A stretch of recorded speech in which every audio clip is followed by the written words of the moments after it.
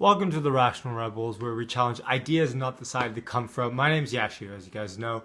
And today I'm going to be talking about the interview that Donald Trump just had with Bill O'Reilly on, I think, the X Factor, or whatever his Fox News channel show is called. I just watched it. It's about 10-15 minutes long.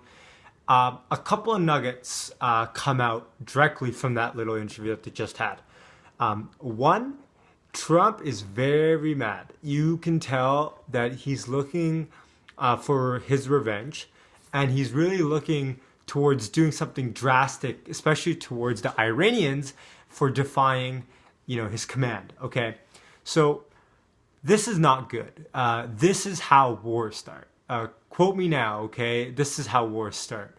You have something frivolous, and you have something that nominally doesn't change anything. Trigger another thing, which triggers, World War I, World War II, both things happen like this. Well, World War II to a lesser extent. But, so, just from the interview itself, I get a very dark tone ahead for the next couple of weeks at least, until, his temper. I can't believe I'm talking about the US president having a temper, but until his temper, calms down a little bit. So, that's number one.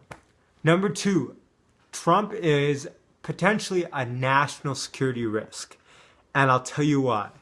On the Bill O'Reilly factor, he said, and he just said this in passing, and I couldn't let it go without really diving into it and think, wait, what did he just say?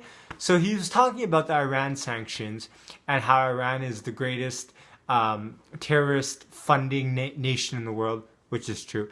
And so he said, in passing, he said, Iran is doing all these bad things. They're following our plane missiles, or they're following our planes, this, that. And when he said the sentence, they're following our planes, I said, wait, I've never heard of this before. So I went on Google. I tried looking everywhere for U.S. military planes being followed by Iran, and literally couldn't find anything. And what that tells me is he's been briefed on Iran doing such things, and he literally just leaked it on Bill O'Reilly's show.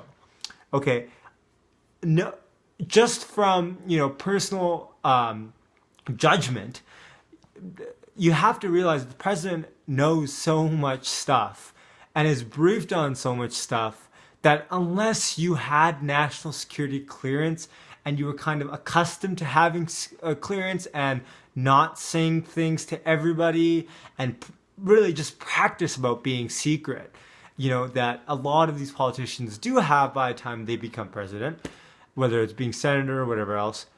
Trump doesn't have that. He's very open, doesn't speak with a filter, and I am very confident that he just released, what might not be a totally consequential detail on what is happening, but he literally just said Iran is following our planes over the Middle East.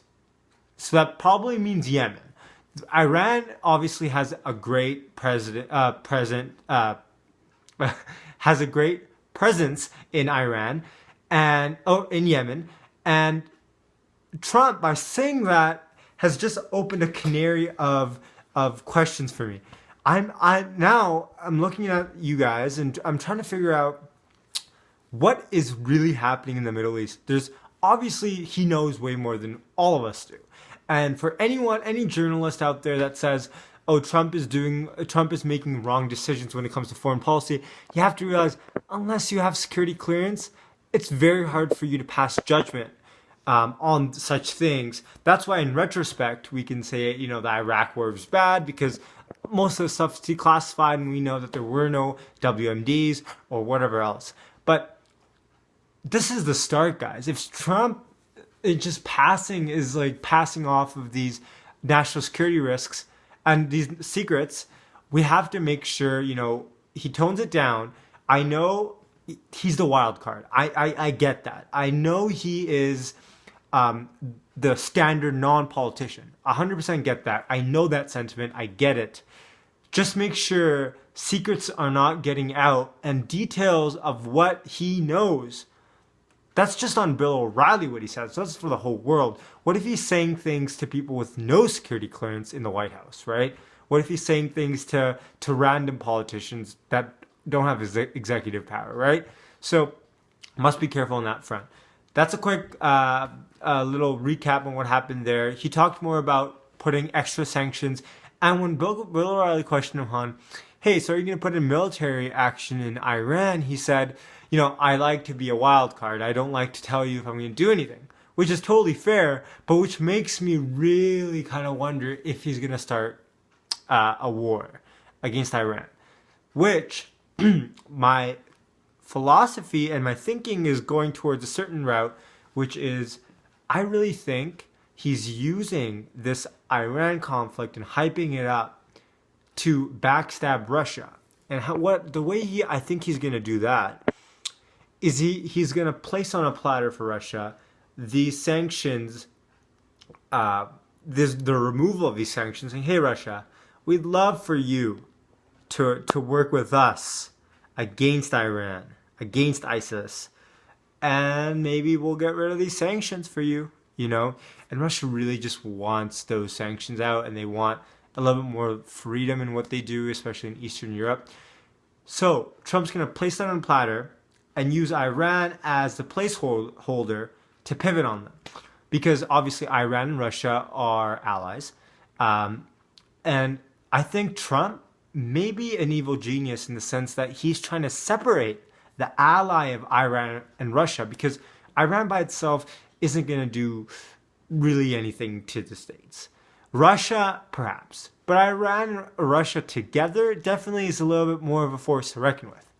So maybe he's an evil genius, okay, in the sense that he's trying to break up this weird ally, or this alliance that's happening here. So we'll see in the future. I'll keep you updated. Subscribe below, comment, let me know what you guys think about his interview on the O'Reilly Factor. Go watch if you haven't already. And comment, like, subscribe below for new videos. This is Yashu signing out.